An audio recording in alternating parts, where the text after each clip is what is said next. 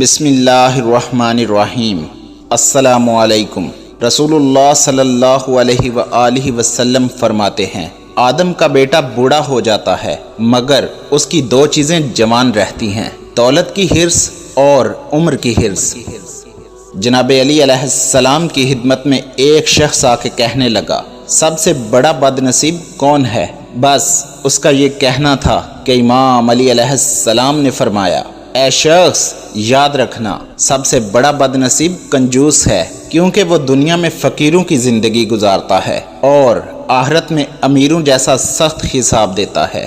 یاد رکھنا، میں نے اللہ پاک کے پیارے رسول صلی اللہ علیہ وآلہ وسلم سے سنا کہ مرد کی کنجوسی پہ اللہ پاک کی لعنت برستی ہے اور صحیح کی سخاوت پہ اللہ پاک کی رحمت۔ روز محشر اللہ پاک ان بندوں کو سرخ رو کرے گا جو اپنا مال اللہ پاک کی مخلوق پہ خرچ کرتے ہیں۔ اس وقت صحیح انسان چیخ کے کہیں گے کہ کاش ہم اور بھی اللہ پاک کی راہ میں خرچ کرتے، اور کنجوس انسان سر پیٹ کے روتے رہیں گے کہ افسوس، آج ہماری دولت ہی ہمارے لیے سب سے بڑا عذاب ہے۔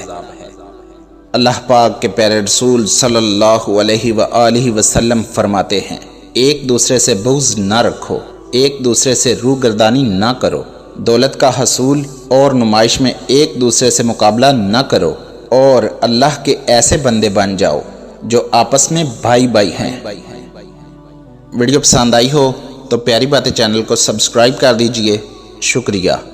فی امان اللہ۔